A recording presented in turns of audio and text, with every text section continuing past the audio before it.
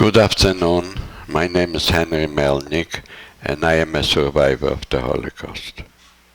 What you saw here today, I went everything through it.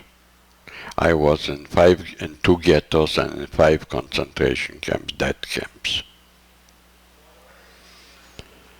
I was 17 years old when it started, and I will tell you a little bit of my story, because to tell you everything would probably take a couple of weeks, and you wouldn't sit here for 2 weeks.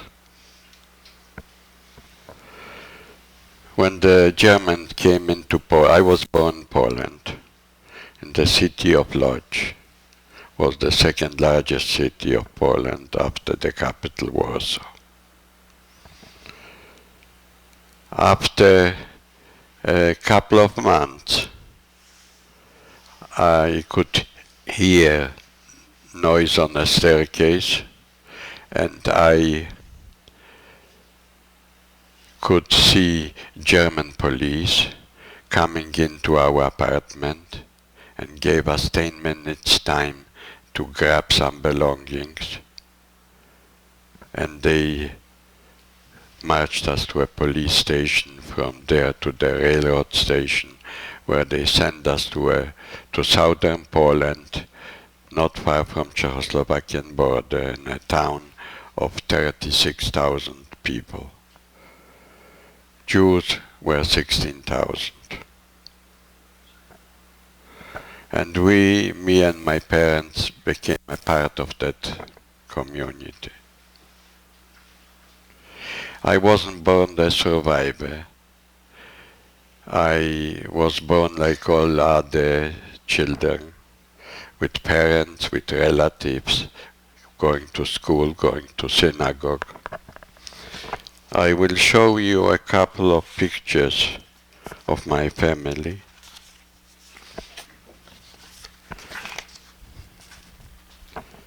This was me, my brother, my sister, and my father.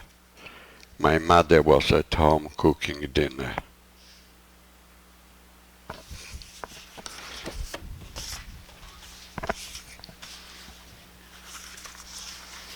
This was my sister.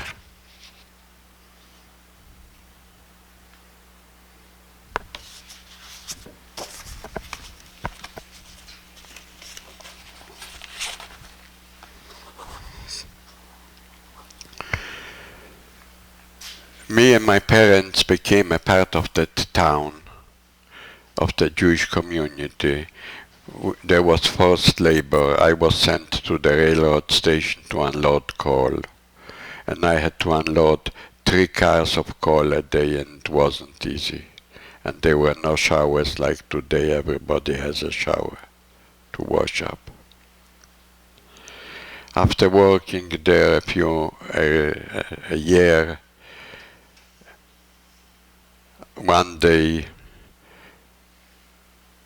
going out to work, we had passes to go to work.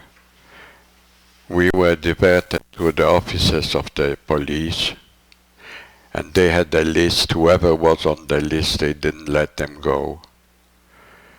They kept him. Next day they brought him to the Jewish cemetery, where there was a ready digged big grave. There were 400 people, and they were all killed. I didn't know then why, but I know now. I know that they were members of a socialist organization. This was their crime. The same evening, in the dark, the whole administration of the police came in. I have a picture of that police jeep.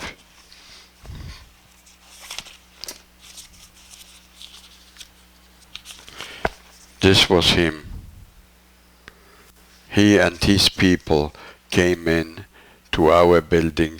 We used to live in the first building. They came in, they ran where I saw everything. We used to live on a last floor. It looks like an entrance to an attic. And I stood beside the window and I watched. They were pushing in doors and breaking windows, and whoever they approached, they just shoot. When it got quiet, came running a woman up to our apartment with 2 holes in her throat, one here and here bleeding. My father grabbed the towel around her neck, and we kept her until next daylight. She had 3 children. She came together with us with that transport from our city to that town. She had a girl 12, she was dead right away. She had 2 little boys, one 4 and one 6. They last a couple of weeks and they died. In 1941, in summer 41, the Germans attacked the Soviet Union, and the whole army worked for them. Storage, they went everything behind the army to the east, and they went very fast. And I lost my job, but I had to go to work again. It was slave labor, and that was my only living I made from working. So I was sent to the German Air Force, to a camp of the Air Force, where we were 5 boys and doing everything we were asked. From painting, cleaning, sweeping, gardening, building, whatever we were asked, we were doing. One day, coming back to the ghetto after work, I could see announcements on the walls, and Jews can. You will be sent to the east, where you will be in camps and working. So it didn't sound so bad. When a day before the resettling, they called it resettling, approached me at work a high-ranking German officer and told me to give him my name and all the other boys, and I gave it to him. He said he heard about the resettling and he will come to the assembly where we will be standing and ask for us. He wants us to remain in town and work for him. I told it to my parents, and my mother said, if you can remain in town, so stay.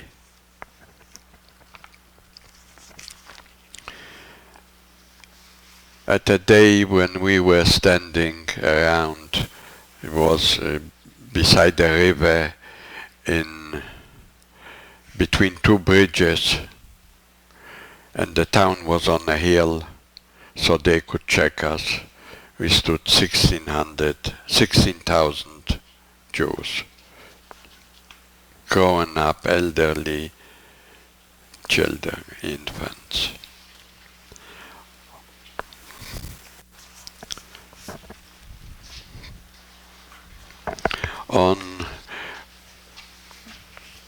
I could see that German officer arrived there and was trying to reach that guy here with a little list of a few names. When they called my name, I didn't answer because I told my parents, I don't want to stay here, I'm going with you. Whatever will happen to you will happen to me. And we were once resettled before, so we will be resettled again. And for work, I wasn't afraid. Now, If not that high-ranking German officer, I wouldn't be standing here today and telling you the story. Because all the 16,000 people, Jews, were sent in 3 transports to a camp called Belzec, what is here on the map, and they were all murdered on arrival. I never saw my parents again, and no one of the people who were sent there.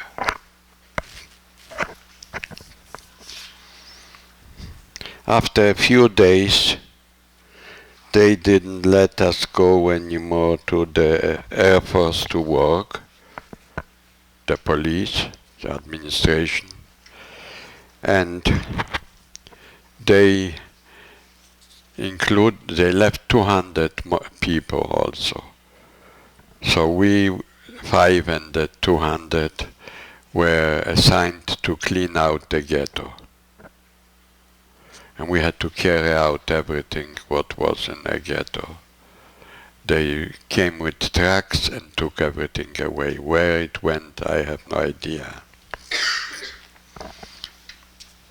After a few months, this was in summer of 1942.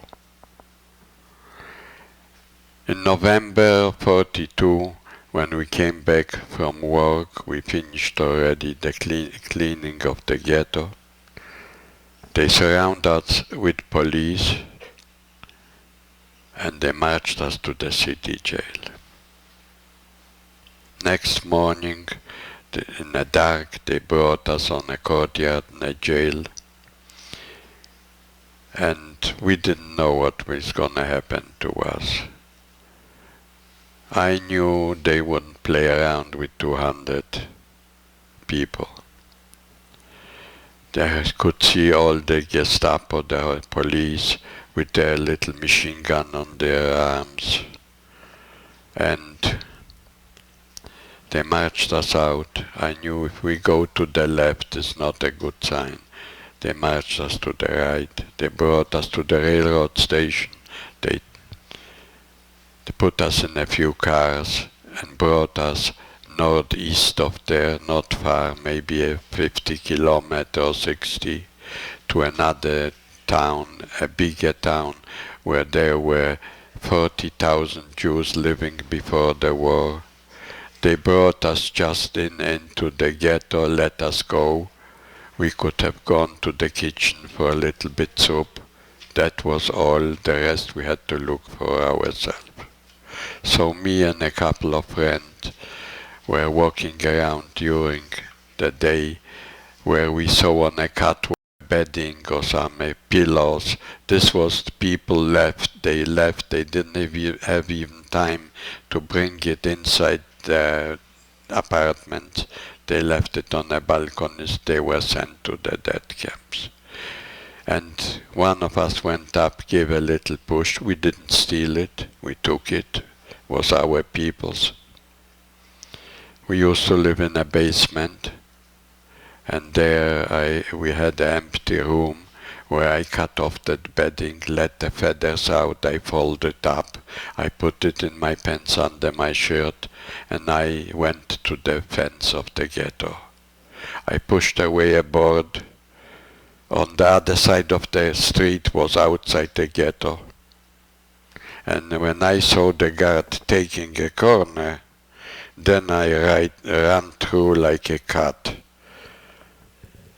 to the street. I went in there to people. They got very scared when they saw me. They knew who I am. I used to wear an armband with the Star of David on my arm. I put it down on my jacket and this way, and I put it in a jacket. In case they catch me, I can say, "Where's your armband?" I can say, "It slid down." I did it a few times, quite a few times. I was hungry, and when you are hungry you will do anything. I knew I endangered my life, but I couldn't help it. In April 1943, there were rumors that they need some young people to open a new camp. And the camp will be for the last Jews to liquidate the last remaining Jews of southern Poland. And nobody wanted to go to a camp. In a ghetto, could manage somehow. Was very hard, but better than in a camp. In a camp you are in a cage. Barbed wire, towers, guards with machine guns.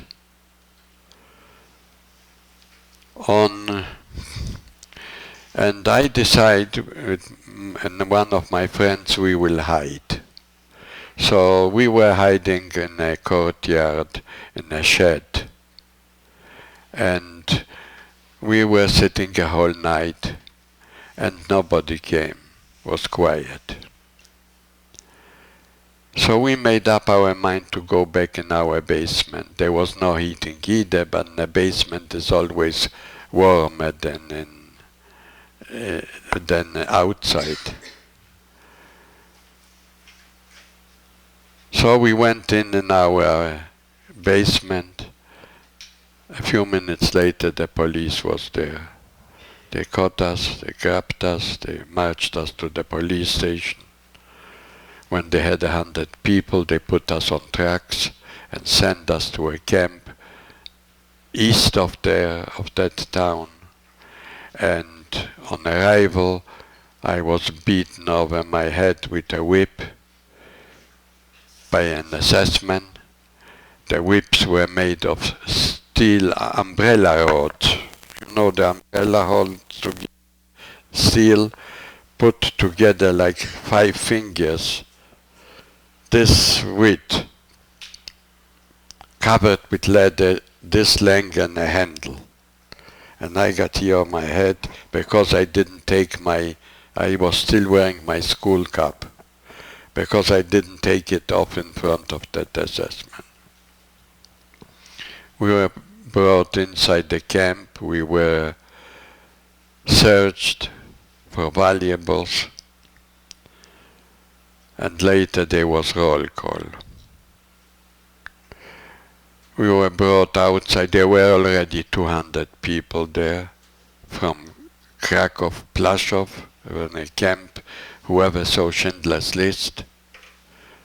That was that camp where the other people were brought. We were already 300 people. We had to stay around on a roll call square. The commandant came out and said, today is payday. Whoever did something wrong will get paid. And paid meant with a whip. And called one of men, told him that he had to lie down. It was a special stool where he had to lie over it, and gave an order to one of his assessmen to whip him. And he started to whip him, and that man started to scream. I know it hurt. I luckily wasn't whipped, but I saw there behind whoever was whipped. It was black for months. Blood was coming out. So he didn't like his screaming. He said to another man, assessment of one of his men, shoot him. So he told him to turn around, and he shot him. The man fell down. Beside me was standing a boy 15 years old. Was his father. This was the end of the day.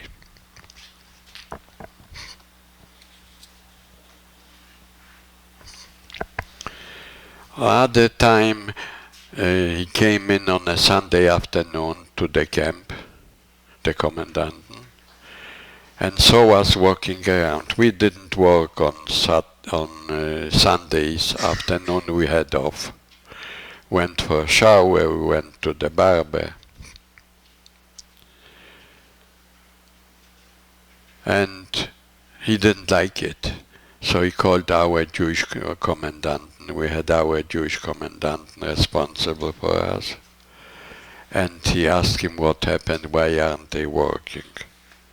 So he explained to him that Sunday afternoon we have off. They go for a shower and they go for a haircut, whoever needs. And as he heard it, so he said, "What? Shower? I can shower the whole camp in half an hour." At the same time ran by a boy, so he called him, "Come here, you are running away, you don't want a shower." Took his gun and shot him. I remember his face, his color of the hair, that boy's. Then he gave an order to our commandant, bring 50 boys and 50 girls. We had to go to the shower. We had to undress outside. We threw everybody through his clothing. We boys with the girls went together and it was a room like half of this. We were 100. And they were laughing and beating us with the whips. Let a little bit cold water down and out.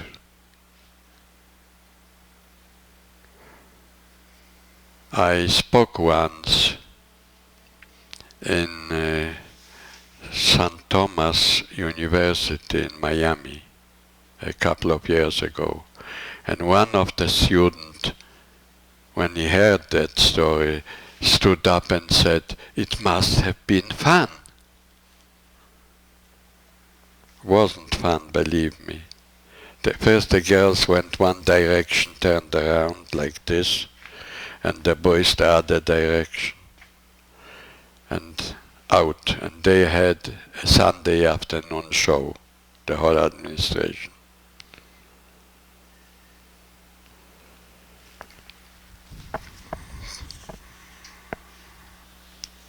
And running out, we couldn't find your clothing, because we were so running. They were the whip standing. And they did it on and on a few times more until they showered the whole camp.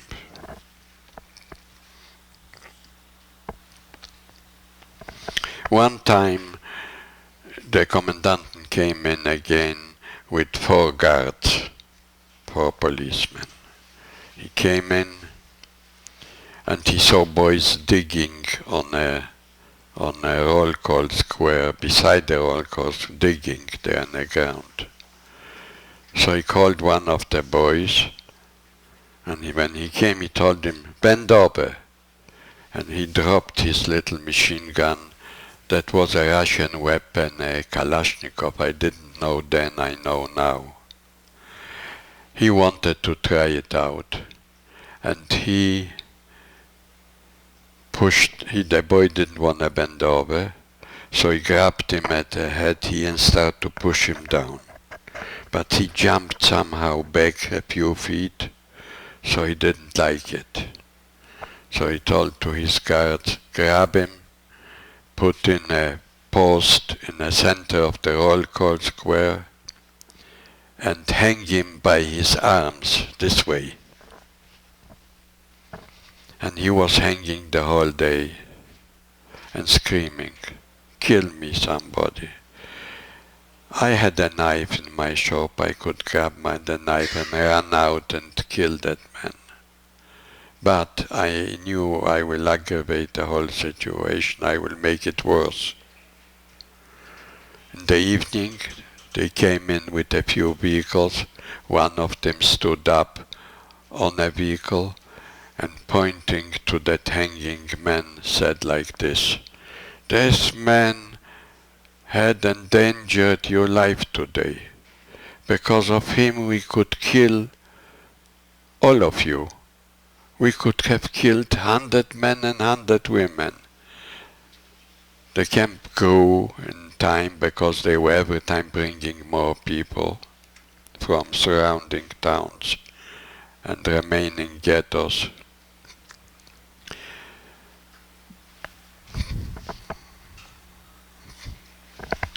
And he said, today on the of the commandant nobody will be harmed except him, that man hanging pointing to him. Gave an order to take him down. He had tied up his hands behind him, put him face down, and he, that commandant who wanted to try out that little machine gun, he tried it out. He pumped in a few bullets in his head where blood starts to splash around. And our undertakers, we had two boys, they were the undertakers. When there was a victim, they grabbed the body and brought him outside of the camp with guard, where they buried the body. The same buggy what they used to carry the body had a double bottom, and they smuggled in bread from outside. There were farmers waiting already for gold, for big money. They bribed the guards. They were Ukrainian guards, and you could bribe them. The Germans was impossible to bribe.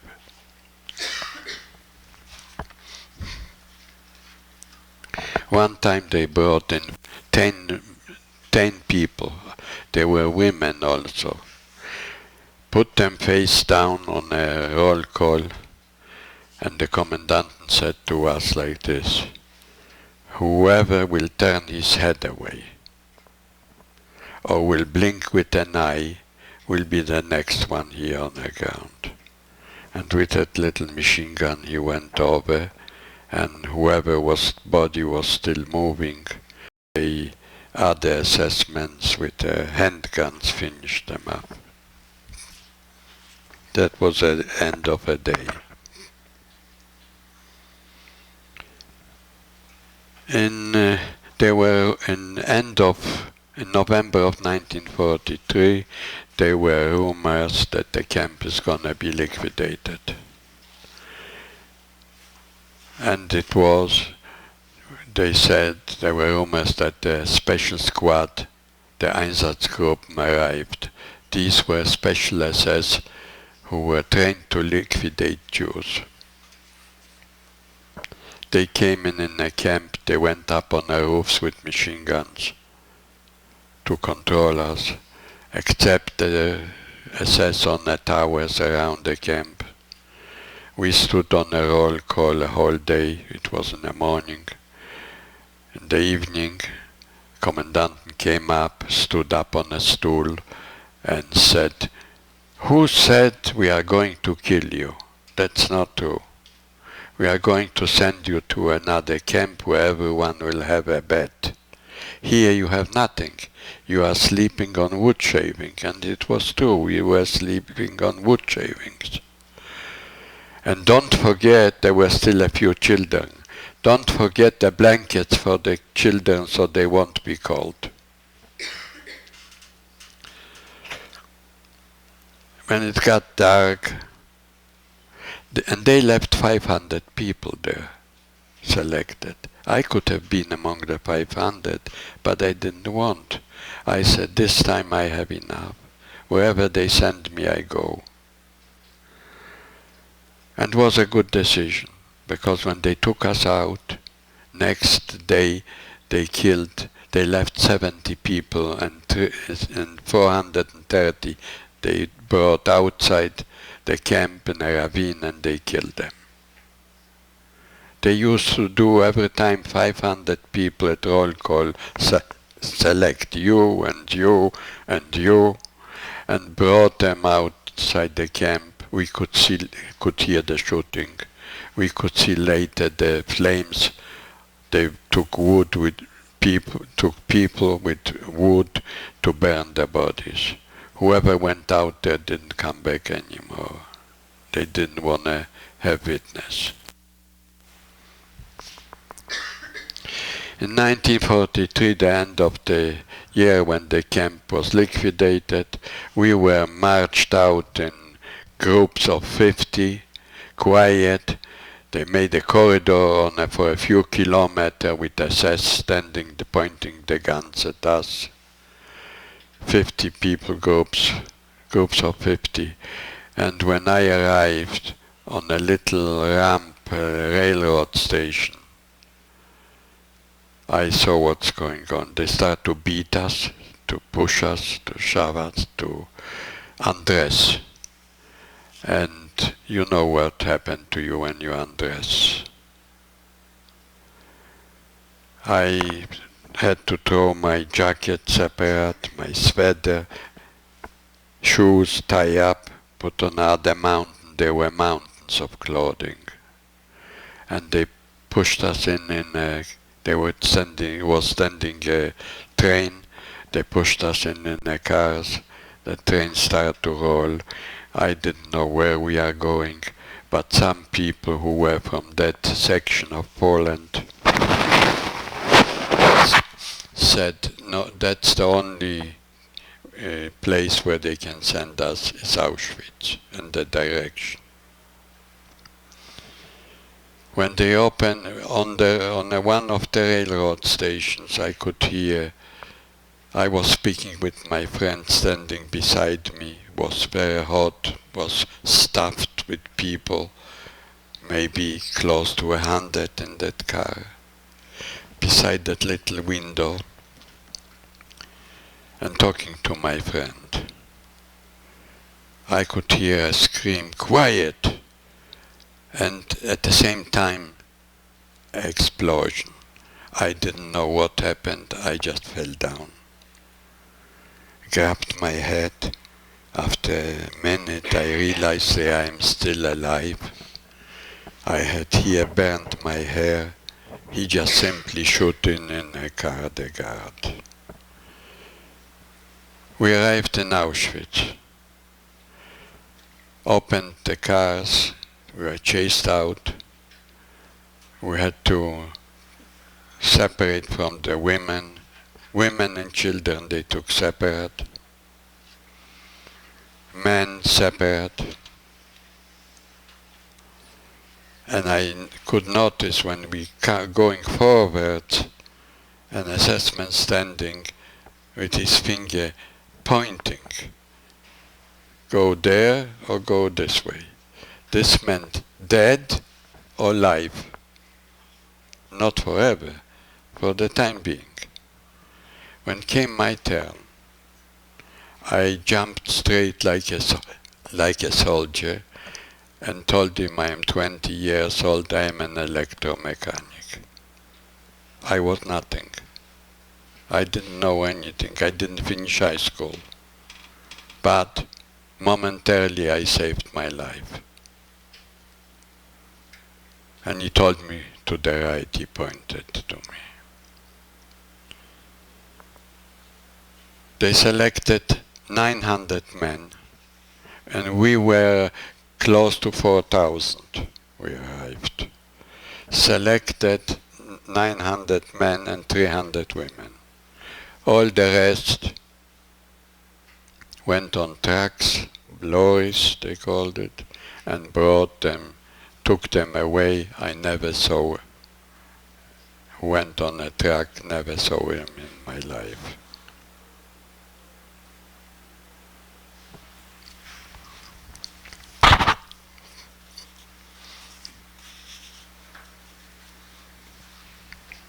My friend who was standing beside me at the selection, they didn't ask him even. They just pointed to him to the left on a truck, and I never saw him in my life. And why? Because he was wearing glasses. We didn't know. That's a crime to wear glasses, to lose a life because of the glasses. If we would know, he would take off his glasses, put in a pocket, and maybe he would survive. Now the only thing is a plaque here inside in his name, what I dedicated.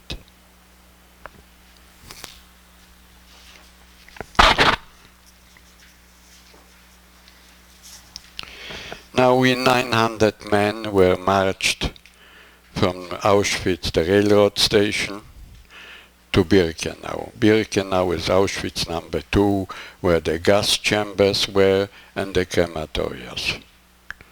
We were chased by SS men with vicious dogs, whoever couldn't, and barefoot, on a gravel road for a few kilometers. We could see the camp from far away. We were brought inside. We had to throw off our clothing, whatever you had. We were shaved our hair. We were registered our name and tattooed our numbers. I became prisoner 160,993. This was my number. I was there for 6 weeks, and there was hell, just to see during the day the chimneys of the crematoria smoking. In the night you could see flames coming out.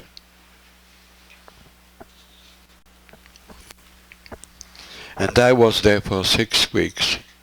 After 6 weeks I was selected with some other prisoners to another camp that was Auschwitz number 3.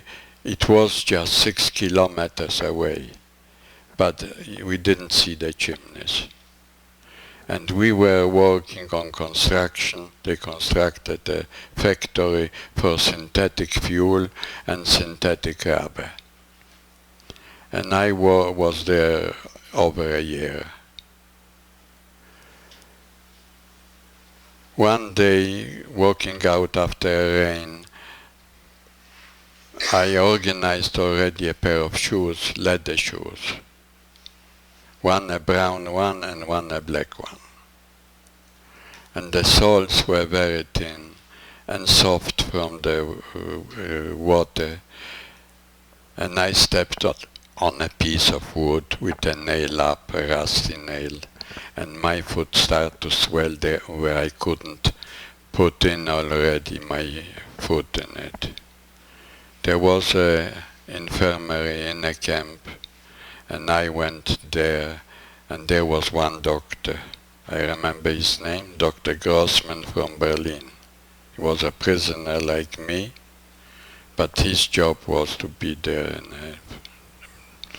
And he looked my foot, and he said, I will operate on you. What was to operate? The only thing to cut the infection. They didn't have antibiotic, they didn't exist. There was no penicillin then. And he had hardly a piece of Band-Aid. And they put me on a table. It was a regular table, not an operating table, and put me to sleep with something. And when I waked up, they were screaming, "It's roll call, get up." I couldn't walk on that foot. I was there. I just jumped on one foot like this, holding that foot up. And after 2 weeks, being there, there were rumors. They said, the camp doctor is coming. Who was the camp doctor? Dr. Mengele, famous one. He didn't come to heal us. He came to take out the ones who couldn't work, bring them back to Birkenau, to the gas chambers. When it came my turn, I did the best I could walking. Had lots of pain, but it started to heal. When I came forward, Dr. Grossman didn't wait to ask. He told, "Oh, that youngster leaves tomorrow." So he let me by. Whoever he didn't like wrote down their numbers, took all these people back to Birkenau, and they were put in the gas chambers. They had enough people to replace.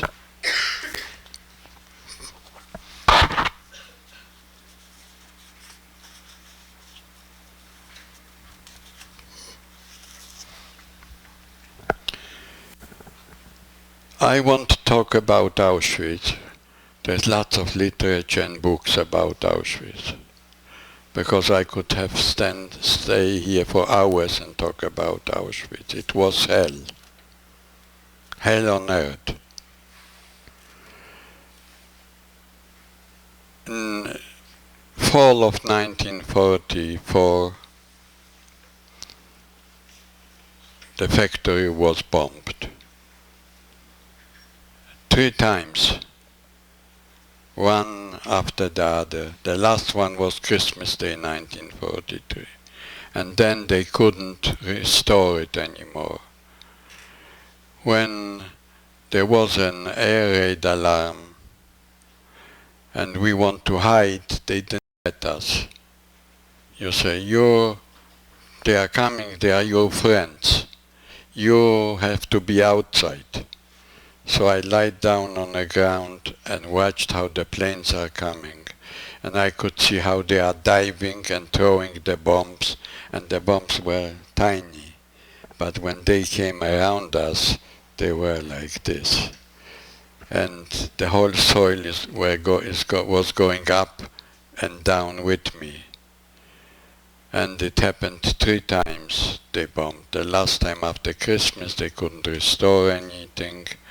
I could see how they split, the building split in half, how there was a power station. The cooling tower of the power station was from wood, but huge, went up in flames.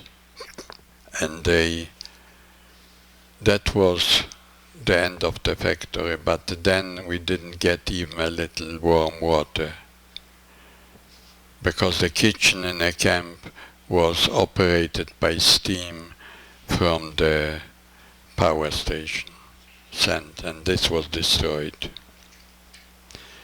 In 18th of January, I didn't know even what date it was, but now I know it was the 18th of January, we were marched out of the camp. We could hear already the big guns on the east. There was the Russian front there, maybe 50 kilometers away. We were marched out, the camp, Auschwitz was liquidated. And we were marched out.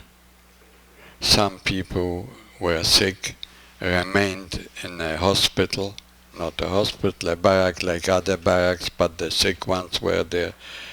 And some of them were afraid to remain. I wouldn't remain, and I went on a march.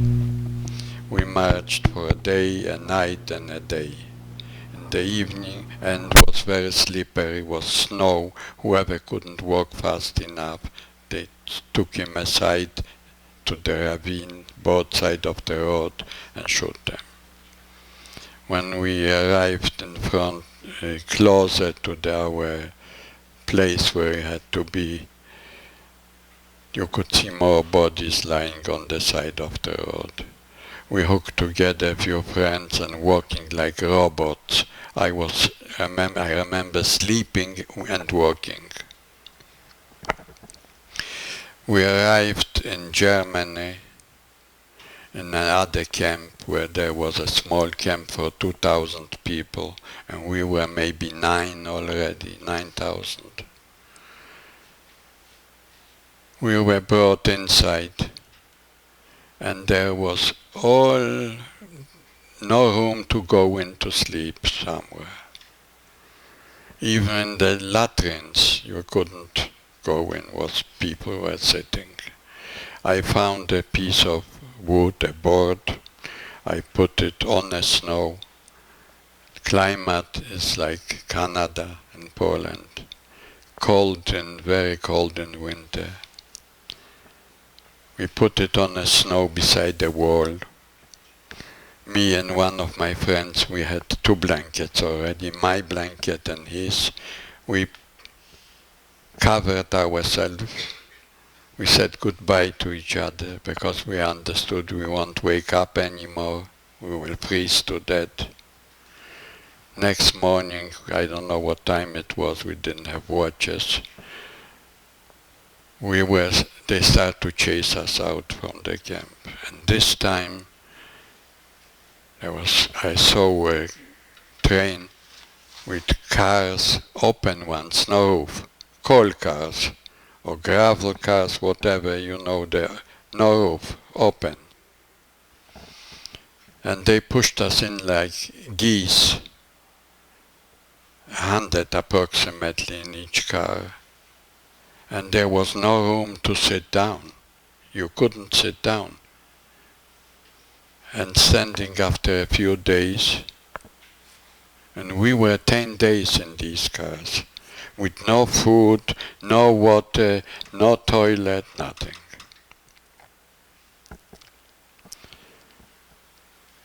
And when the train was going, the whole car was going like this, like a field when it's windy with wheat. You can see bends.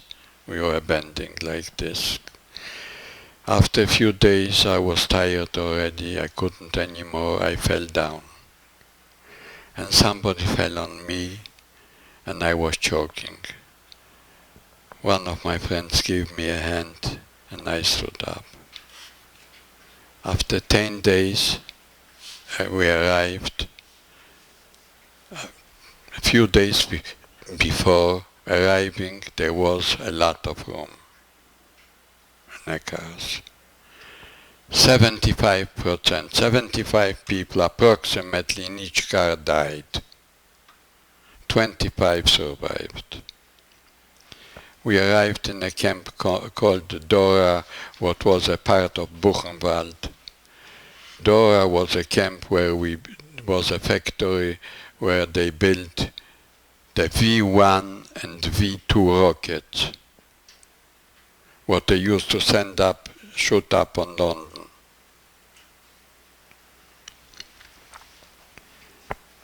And we had to work underground, in a mountain, tunnels with holes where the factory was. That factory was before destroyed in Peenemünde, northern Germany. So they salvaged whatever they could and brought it here underground. It was impossible to destroy. I was there for a few months, and very hard work. In in April of 1945, the camp was liquidated. We were pushed in again in cars and sent to a camp called Bergen-Belsen. After 5 or 6 days, we arrived in Bergen-Belsen, and Bergen-Belsen was the camp where Anne Frank died a few weeks before we arrived. And being there in a camp, running into the camp, I noticed a basement and people are running, boys are running down. So I was running too. I didn't know what is there, but if they are running, there must be something. And I ran down, and there was potato on the floor of the basement. It was so tight, but I somehow slid down and grabbed a few potatoes in my shirt, put in a shirt. We didn't have pockets. And now how to get out? You couldn't go back. And they were shooting behind there, I could hear. I became Superman. I saw a little window and I flew out that window. I don't know how, probably somebody gave me a hand. After a few days being there in a camp, there were hundreds of thousands of bodies around. Not thousands, but hundreds of thousands. Somebody started to scream that he can see a column of tanks passing the road. We started to run to the fence. The guards didn't let us. They chased us back. Next morning, roll call again. The assessments came in. This time they came in with white armbands. And one of them said, were counting us, and one of them said, the British are coming here, and we're going to transfer you over to the British. I didn't believe one word what they say. And while they were counting, came in a few vehicles, of military police, British military police, went to them, to the SS first, took their guns away from them, put them on the vehicles and drove off. Now, after so many years being a slave, sick, tired, hardly holding on to life, weighing 70 pounds, I realized that I am free. Thank you very much. If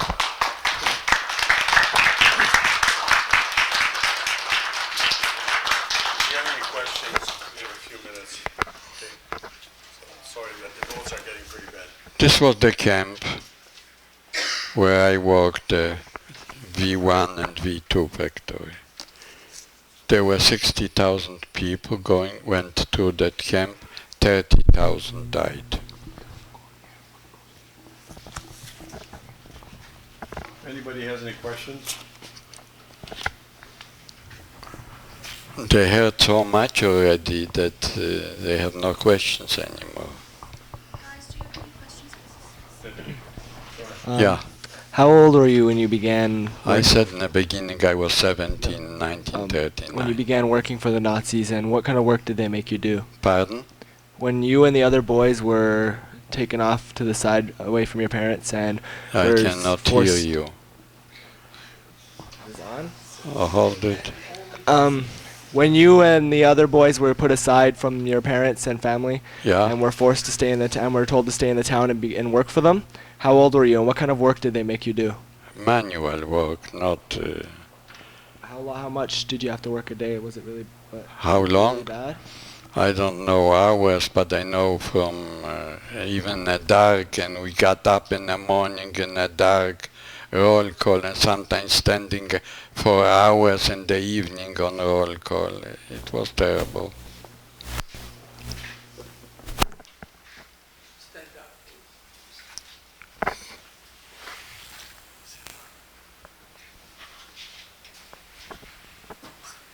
On behalf of one of my students, they wanted to know what the last thing you said to your parents was when you saw them. When did I see my parents? What the last thing you said to them, if it's not too personal to share with us. What did I say to them?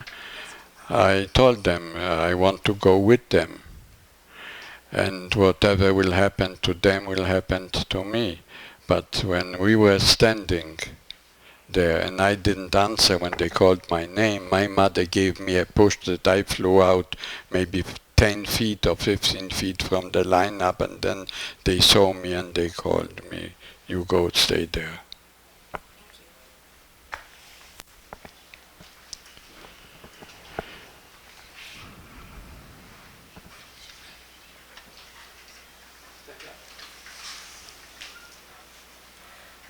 I know we watched in grade 10 videos of the people who... I cannot hear you, madam. A couple of years back, I know in class we watched some videos of the people who believe that the Holocaust never happened. I was wondering what you think of the people that... The deniers, you mean? Denied that, yes, they denied the Holocaust. There are people deniers. There is even today in a star, the president of Iran denies the Holocaust. There are people, I had once, when I spoke in St. Thomas University in Miami, they asked me, a girl asked me if it's true, if it's the way they show in Schindler's List, the movie she saw. So I didn't answer, I just asked her a question. Why are you asking? So she told me, my boyfriend told me that the hoax, that never happened. So I told her, who will you believe? Somebody who wasn't born then, or somebody who was there? And have a number on his arm. Then was already okay, she believed me. Who else has a question? Hi, I was wondering, what was the reason for them sending you to so many different places? There was no reason. that the Russian front, the Eastern Front broke down, and they were on a run, and they really didn't know what they are doing. There was no reason. They sometimes didn't evacuate their army with their weapons, with everything, but they evacuated us prisoners to Germany. There were no reason, no logic even.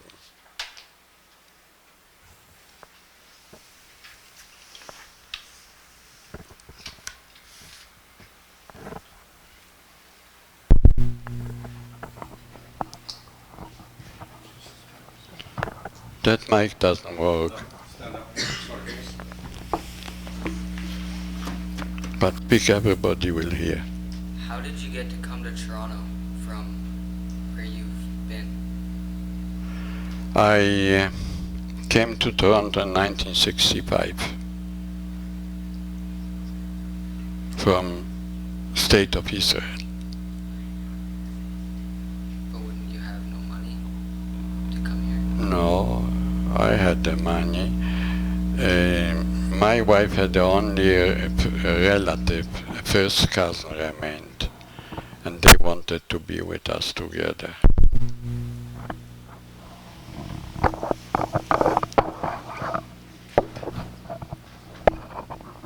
Thank you so much for coming out. You are welcome. I had a question that has come up in my studies on the Holocaust. At what point after the events that happened, obviously had tremendous psychological impact, at what point were you able to speak about it? And did it take a long time for you to be able to speak? And what inspired you to speak to groups? Because I'm sure it's very difficult for you to even relive and to rethink of what would happen. Yeah. In the beginning, after the war, where we didn't talk about it. First, we wanted to have it behind us. Second, people didn't believe us until the last 15 years, when Schindler's List came out and other movies, and people realized what happened, if that's true what we are talking about. People couldn't imagine that something like this can happen, and they didn't believe. They thought we are making up stories. And I am doing it for the last 15 years. And doing it just because it's my obligation. When we stood there on that riverbank where I said, with my parents, my mother told me, Henry, when you survive, tell the whole story. And that's what I'm doing for. I'm not doing it for me. Nobody else can tell my story. I have to do it. You